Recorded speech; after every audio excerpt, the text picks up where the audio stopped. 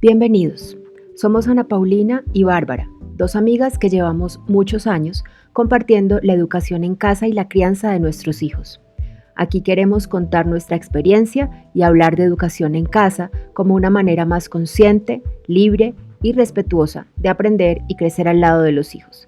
Sírvete un té o un café y acompáñanos. Hola, bienvenidos a este nuevo episodio de nuestro podcast. Hoy es un especial enfocado un poco hacia el tema en el que estamos sumergidos de nuestra crisis, epidemia, pandemia, cuarentena y demás. Entonces es de eso de lo que queremos hablar hoy y pues nada, comencemos. Hola Ana Paulina, ¿cómo estás? Por primera vez estamos grabando este podcast cada una en su casa, sin té de por medio y sin ese compartir cercano que es sin duda una de las dietas rigurosas y difíciles de vivir en esta época. Entonces pienso que tenemos dos escenarios que son de alguna manera contradictorios y ambos supremamente exigentes, que es por un lado la estrecha cercanía con los de casa y por otro lado la distancia de las otras personas, del otro, los amigos, de los compañeros de trabajo, del trabajo mismo en algunos casos.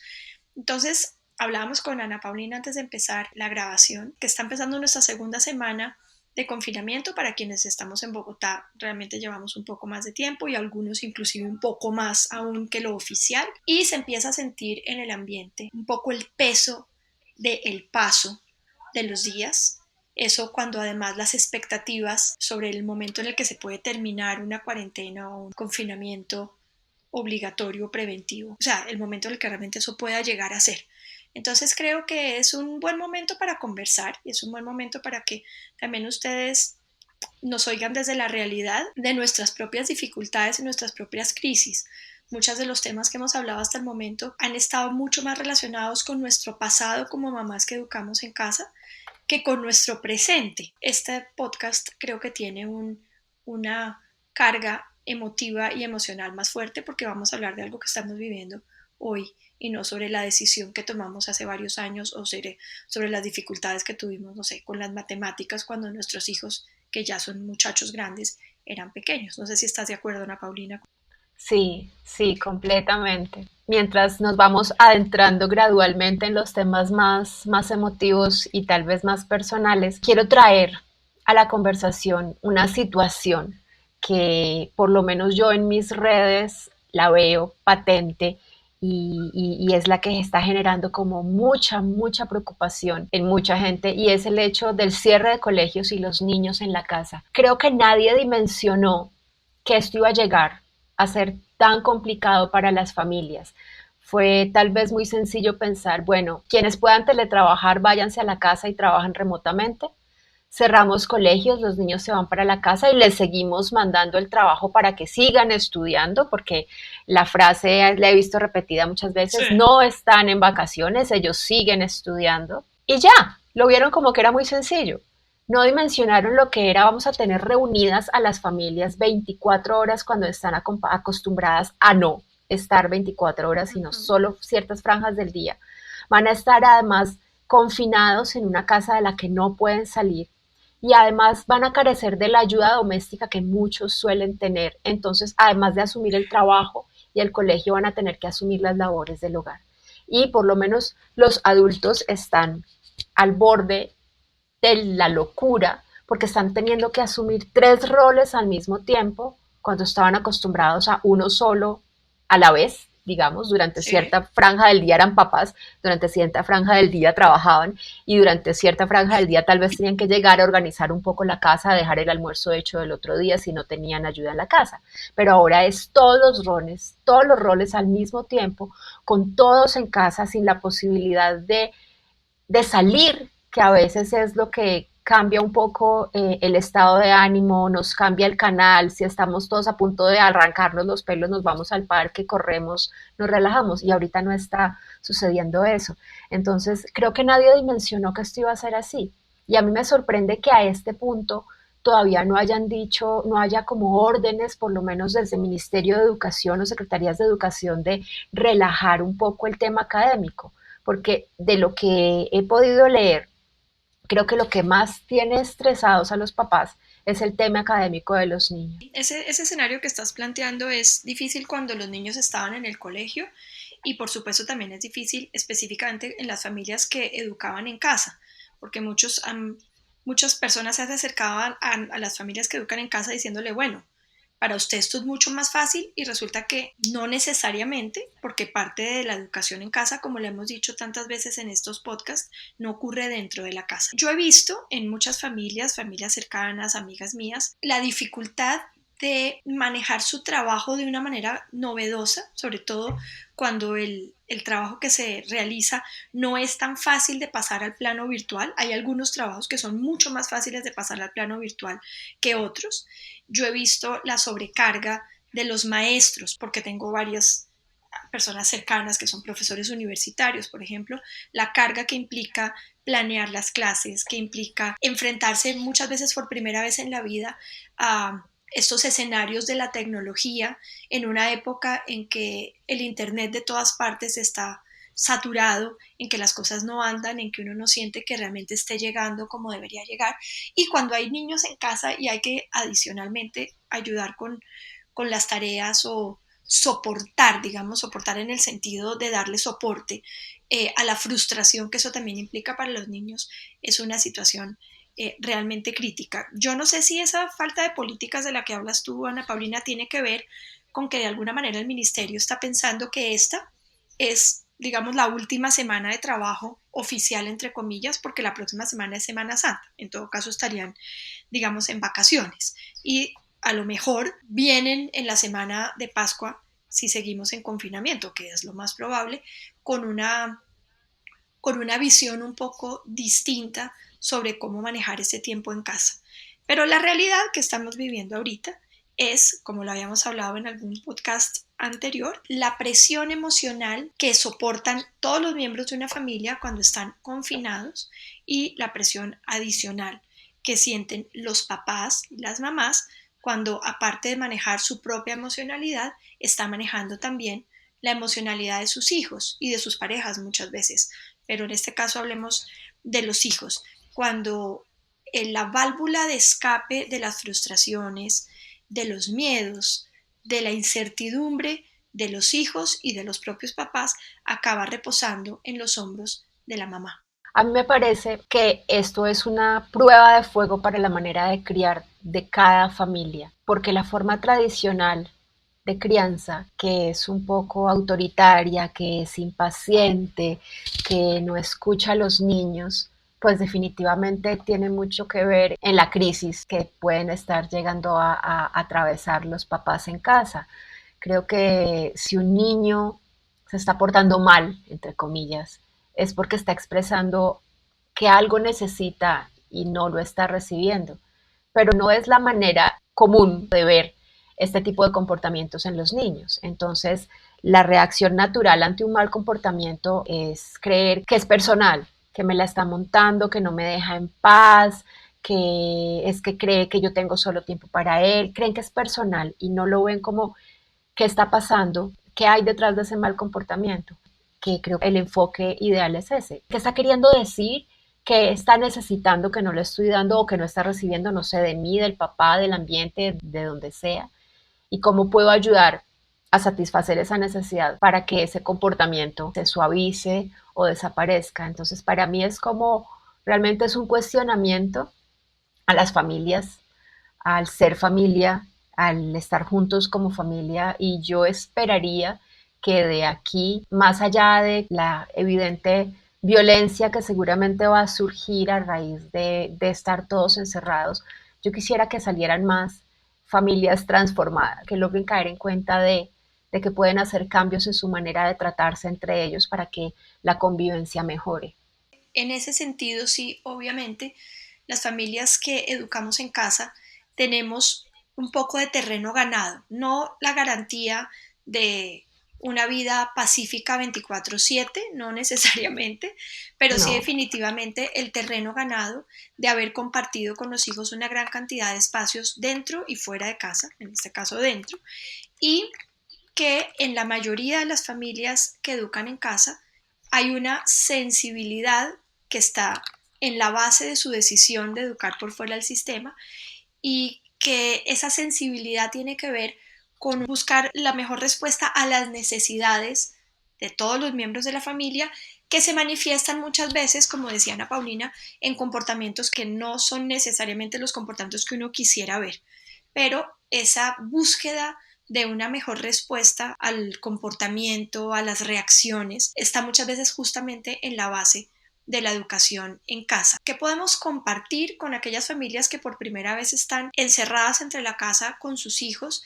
y que yo creo que hay que avalar completamente esa sensación, esa presión excesiva, esa cantidad de trabajo que hay porque seguramente han cambiado sus parámetros y sus patrones también a la hora de trabajar, como lo decía Ana Paulina, es la primera vez que se enfrentan a trabajar y educar, criar, soportar la parte escolar de los hijos y el oficio de la casa todo en uno. La pauta la da un poco lo que decías, Ana Paulina, hace unos instantes, y es la observación de ese comportamiento de los niños y la búsqueda de lo que hay detrás de ese comportamiento. El niño que, por ejemplo, que no quiere dejar a la mamá ni a sol ni a sombra, muchas veces simplemente está sorprendido de tener esa cantidad de tiempo con su papá y su mamá. Muchas veces está asustado porque no sabe lo que viene, porque estos son cambios muy fuertes y porque todo el tiempo se está hablando de la crisis que vivimos, de la crisis de la muerte que nos rodea y de la crisis que se viene, porque no, esto no se va a acabar.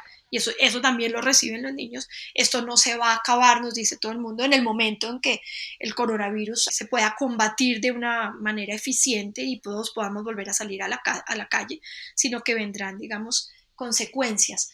Entonces, esa observación de los hijos, la observación atenta y al mismo tiempo desprevenida, ¿cierto? No se trata de estar permanentemente haciendo una especie de psicoanálisis, sino es atenta y al mismo tiempo es desprevenida de lo que está ocurriendo con los hijos, sí nos puede dar, sin duda, pautas para buscar realmente cómo satisfacer esas necesidades. Esas necesidades a veces son solamente de contacto, a veces con unos pocos minutos de respuesta a esa necesidad, la necesidad queda satisfecha. Muchas veces, y esto lo digo por las familias que hemos educado en casa toda la vida como la mía, muchas veces ese niño que está demandando atención y uno no se la está dando porque está resolviendo alguna cosa que también es importante e indispensable en ese momento, se tranquiliza solamente con el hecho de que uno deje lo que esté haciendo, lo mire a los ojos, se ponga a su nivel, le pregunte qué pasa y a veces lo único que necesita es que uno le alcance un juego que al que él no alcanza, por ejemplo, o tener esa atención no dividida de parte nuestra durante unos momentos o participar en lo que nosotros estamos haciendo. Yo realmente comparto con Ana Paulina, no digamos la frustración, pero sí como la inconformidad con respecto a que se crea que la situación con los hijos se soluciona en la medida en que el colegio se siga haciendo cargo de ellos mientras están en la casa. Es un momento difícil, ¿no? Hay muchísimos factores, como tú lo acabas de describir, que aumentan el estrés que nos rodea. Y, y el estrés lo sienten los papás y lo sienten los niños también. Y yo vuelvo y me voy al tema del colegio, porque es el que he escuchado que genera más estrés. Yo creo que no es justo, creo que es un estrés innecesario, creo que podría prescindirse de él. Se supone que aquí en Colombia los niños iban a salir a vacaciones, al menos colegios públicos. O sea, sé que las vacaciones las iban a adelantar, Sí, sí, entonces sí. bueno, yo tengo la esperanza que con esa adelantada de vacaciones por lo menos se les quite esa carga, porque lo que realmente las familias deberían dedicarse a hacer con los niños es a convivir, a aprender a convivir. Y hay tanto por hacer en estos momentos dentro de casa que simplemente con que se repartan las tareas diarias entre todos ya hay suficiente actividad. Es decir, no se necesita que haya tareas del colegio para que los niños estén ocupados y dejen trabajar a los papás. Creo que no, como estamos viendo, es todo lo contrario. Las tareas del colegio de los niños puede que los mantengan ocupados, pero ocupan más el tiempo de los papás de lo que deberían. Pero si simplemente los papás se organizan, le dedican al trabajo el tiempo que tienen que dedicarle, porque para mí pues es una prioridad trabajar en este momento que además la incertidumbre económica es tan grande, nadie puede relajarse con su trabajo, creo yo. Sí. Entonces, trabajar es una prioridad, pero si uno logra organizarse y como de cierta manera de pronto disponer franjas de tiempo, apartar tiempos que no sean de trabajo y que sean para estar con los hijos, y en ese tiempo de estar con los hijos puede hacer otras cosas que no sea pensar en el colegio, siento que el estrés va a bajar bastante, porque como tú bien lo dices, los niños también perciben todo lo que está pasando y a veces ellos no reciben la información directamente como la recibimos nosotros. Ellos escuchan 3 palabras en el noticiero, escuchan otras 3 de la conversación de sus papás detrás de la puerta y no se hacen la idea completa. Y los niños son expertos en malinterpretar. Ellos son unas esponjas, captan todo, pero se arman unas ideas que no se parecen a mi realidad. Es su realidad, pero no es la de los adultos. A veces no les contamos las cosas por cómo son, por no asustarlos, por no preocuparlos, pero yo creo que el no contarles las cosas hace que ellos se armen su propio video. Igual se asustan, igual se preocupan. Hablar con ellos, contarles lo que está pasando. No se trata de transmitirles los miedos propios, ni cargarlos con las angustias de los adultos, pero sí darles información. Para mí la información, o no sé si es como veo yo la vida, la información es necesaria para tener tranquilidad, para saber dónde estamos parados, porque ellos van a estar angustiados, claramente, y la angustia la pueden manifestar con demanda de atención de sus papás, con pesadillas, con los dibujos que hacen, con los juegos que juegan con sus muñecas, con sus carritos, con sus juguetes. Y ahí es donde también tenemos que estar, ojalá, atentos y observando qué está pasando dentro de ellos para no esperar al mal comportamiento o no esperar a la pesadilla, sino ir acercándonos a ellos y tanteando qué es lo que les está pasando. Y no es un psicoanálisis, como tú lo dijiste, sino simplemente es ejercer de mamá y de papá. Eso que dices tú es muy cierto, pero yo voy a tocar otro tema que parece ser la otra cara de la moneda de la parte de la información, que me parece que está muy bien dicho de parte tuya. El mundo, como está planteado desde hace mucho tiempo, está permanentemente a la búsqueda de cuál es el foco de atención más importante, entre otras cosas porque ese foco de atención es el que más vende, lo que sea que nos quieran vender en ese momento. Cuando estamos en el mundial, todas las propagandas de televisión tienen que ver con meter goles, somos tu selección, te acompañamos, viva Colombia. Cuando pasamos de eso a un eclipse especial, todo empieza a girar en torno a eso. En una situación como esta, que es mundial y es global, una de las cosas que ocurre es que empezamos a no recibir ninguna información distinta, incluido este podcast, que no tenga nada que ver con el coronavirus. Entonces, todas las propagandas de televisión, no importa lo que estén tratando de vendernos, nos dicen que nos quedemos en casa. Ya está bien, ya sabemos que nos tenemos que quedar en casa. Toda la información que recibimos, aun cuando no sean las noticias, está relacionada con el coronavirus, ¿cierto? Cómo vivir tu espiritualidad en épocas de coronavirus, cómo mantenerte en forma en época de coronavirus, qué alimentos son saludables en la época del coronavirus, cuál es la ropa más cómoda para estar en la casa en la época del coronavirus. Y resulta que muchas veces lo que tenemos que ser nosotros también es un poco de pararrayos de toda esa cantidad de información exagerada que estamos recibiendo al respecto. Porque me pasó hace unos días, yo no tengo niños chiquitos, o sea, mi hija menor cumple dentro de un par de meses 16 años. Y estábamos hablando, a mí me gusta por las noches y generalmente a la hora del desayuno, bueno, cada vez como que nos encontramos todos, somos 5 en la casa, cada vez que nos encontramos como preguntar, bueno, ¿cuál es el plan ahorita? O en qué han gastado su mañana, qué han estado haciendo. El que tiene clases, el que tiene que hacer un ensayo, persona que está aprendiendo alguna cosa o simplemente está pintando, un poco saber cada uno en qué está. Y hace un par de días, en una noche estábamos todos y en algún momento dije, bueno, como que hacemos mañana, no me acuerdo, pero fue claro que la mayor y la más chiquita dijeron un día en que no hablemos del coronavirus. O sea, es muy difícil, de hecho fue claro y comprobamos que era imposible pasar el día completo sin hablar del coronavirus, pero es la más chiquita, que como les digo no es un bebé, dijo, hay un día en que no se hable ni de la cuarentena ni del coronavirus. O sea, hasta ese punto, ellos en todo caso son esponjas de un tema que es difícil de manejar, que es doloroso, que produce mucho temor. Entonces también ser nosotros ese pararrayos para que nuestro tiempo en familia no gire permanentemente en torno al coronavirus, a los miedos o a las expectativas que tenemos, sino que también pueda ser momentos de pensar en otra cosa. Y retomo algo de lo que dijimos casi que al comienzo, es una de las cosas que ocurre si nos centramos demasiado en la parte escolar, cumplirle al colegio, o si estamos educando en casa, en la plataforma, en que no se atrasen, en que los niños estén permanentemente ocupados, ojalá en cosas académicas, es que no le permitimos a la crisis hacer su trabajo en nosotros y dar los frutos para los cuales está llamada. Todas las situaciones, buenas, malas, regulares, difíciles, dolorosas y al mismo tiempo alegres también, están llamadas a dar un fruto en nosotros.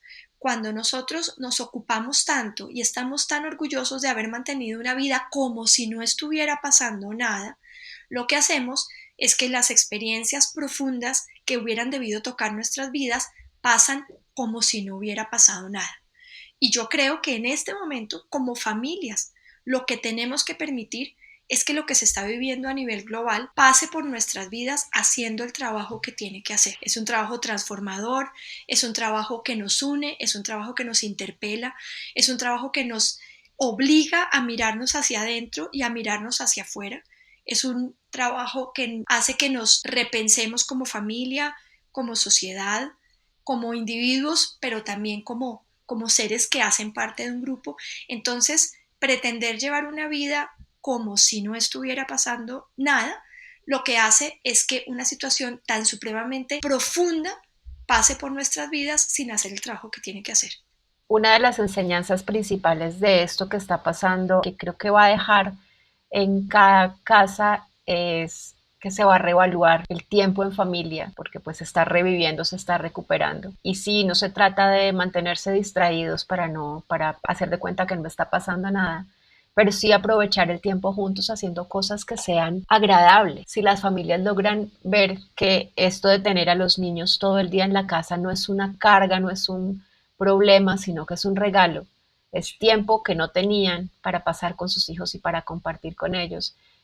Si lo ven como un regalo, entonces van a buscar la manera de disfrutar ese regalo, y es aprovechar para acercarse más a los hijos, para conocerlos más, para acercarse a su mundo, para entender qué les gusta, para ver qué es lo que hacen, qué es lo que están viendo, qué videos están viendo en YouTube, qué están aprendiendo, con quién conversan, qué están leyendo. A veces los papás no saben esas cosas de sus hijos, que los entristece, que los preocupa, aparte del coronavirus, qué conflictos tienen, quiénes son sus amigos. Hay tantas cosas, tantos lados por los que uno puede acercarse a los hijos, y normalmente no lo hace porque le falta tiempo y porque los afanes de la vida no dan el espacio para eso. Y creo que este tiempo pues es una oportunidad perfecta para hacer esa tarea. Sí, sin duda, más porque muchas familias que educan a sus hijos en la escuela siempre se quejan de esa falta de tiempo, ¿no? Muchas veces expresan, uy, rico poder como parar todo y simplemente estar en la casa. Y pues resulta que ahorita estamos justamente en esa situación. Lo que es difícil es pensar que es obligatoria, pero estamos justamente en esa situación de estar juntos y aprender a vivir y saber que nada de esto es un cuento de hadas, ni todo es color de rosa, que hay momentos en que uno se siente con desaliento, con tristeza, que para quienes somos, no sé, en el caso mío, que soy mamá, cabeza de familia, porque soy viuda, pues implica una preocupación con respecto al futuro también económico, a la manera como va a funcionar mi trabajo, así sí va a seguir existiendo, y eso con seguridad está en la cabeza de la mayoría de ustedes. Entonces, no es que todo ocurra como en un cuento de hadas, estamos felices todos con los niños, hacemos planes juntos, no, se espera que haya horas oscuras, horas negras, pero esas horas también hacen su trabajo en nosotros. Entonces es más, se lo he venido diciendo como a mis hijos por turnos a medida que cada uno se derrumba. Hay un momento en que hay que abrazar la situación, abrazarla, agradecerla y saber que nada ocurre que no sea para el bien. Cuando dijiste lo de las familias que te decían, ojalá pudiéramos parar todo y quedarnos en la casa, me acordé cuando nació Adelaida, hace casi 16 años. Creo que la situación en la casa era estresante, supongo que como siempre estábamos cortos de plata, ya estaban María Alejandra y Juan José y estaban en el colegio, y Adelaida era la tercera, y yo como que sentía que no estaba disfrutando a mi bebé porque tenía demasiadas cosas alrededor a que atender y que cumplir, y creo que en algún momento sentí como, lo único que quisiera sería poder quedarme con mi bebé y nada más. Y resulta que Adelaida nació en el momento en que había una gripa muy fuerte en la casa. A ella le dio gripa, tuvo bronquiolitis y a los 10 días de nacida estuvimos con ella en cuidados intensivos, hospitalizada 10 días. Y estando yo en la clínica pensaba eso, yo decía, ups, hay que tener cuidado con lo que uno pide, porque a pesar de que era una situación estresante, yo estaba ahí, pues afortunadamente mi mamá estaba con mis 2 hijos mayores, entonces yo no estaba ni a la preocupación de que estaban solos, ni el estrés de tener que ir y venir, me encerré en la clínica con ella, en cuidados intensivos duramos solo un par de días, pero fue estar absolutamente con ella las 24 horas, que era lo que yo había pedido querías. Al universo. Sí. Sí. Sí, es mejor no pedir cosas, no sea que a uno se le ocurra. Exactamente. Creo que ha sido un buen espacio de desahogo también. No todo es color de rosa, entonces hay momentos en que para nosotras mismas es doloroso, es difícil lo que estamos viviendo, ser el soporte emocional de nosotras mismas y de nuestros hijos es una tarea muy ardua. Es más ardua que pensar que hay que ir a lavar los baños y guardar el mercado, picar una patilla antes de que se dañe. Pero que somos muchos y podemos comunicarnos y que este tipo de espacios sea también una manera de ventilar esos miedos y esas preguntas y esas dudas que a veces por miedo a no estar haciéndolo de manera perfecta no nos atrevemos ni siquiera a formular. Yo siento que ya estamos cerrando y que se nos quedaron 2 temas sin tocar. Uno es la relación de pareja y otro es que la gente cree que está haciendo homeschooling porque tiene a sus hijos en la casa y eso que está pasando no se parece en nada al homeschooling. Sin embargo, pues de eso yo ya he hablado un montón en otros espacios y no voy a hablar más. Para mí eso no es homeschooling, es escolarización domiciliaria forzosa, tal cual como si fuera una hospitalización domiciliaria o una casa por cárcel.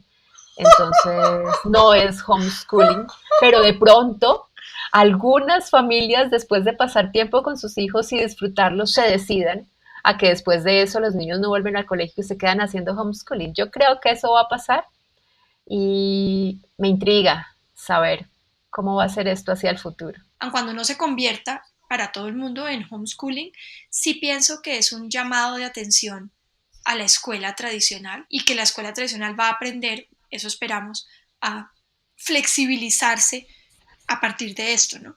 Y creo que no solamente la escuela, sino una cantidad de espacios que consideramos obligatorios empezarán a flexibilizarse porque cuando tocó flexibilizarse supimos hacerlo. Creo que esto da para otro podcast así grabado para poder mantener estas semanas en que las familias están en casa un poco conectadas con temas que estamos viviendo nosotros también.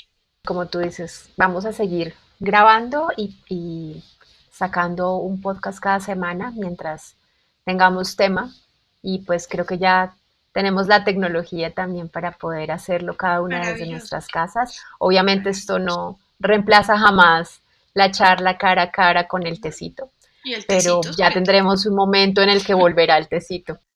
Que así sea. Pues nada, gracias Bárbara, porque sé que para ti también es un reto aceptar esta vía tecnológica. No, me ha tocado, no te imaginas la cantidad.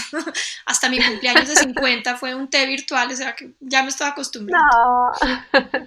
No, pero esa celebración llegará. Yo creo que mi cumpleaños también va a terminar siendo en cuarentena. Sí, quién sabe cómo va a suceder eso. Ahora en cuarentena. Sí, todo. Sí. El tuyo con seguridad. Sí, el mío es en un mes. Está demasiado menos pronto, de un mes. Sí, menos de un mes. Sí. Bueno, gracias por escucharnos.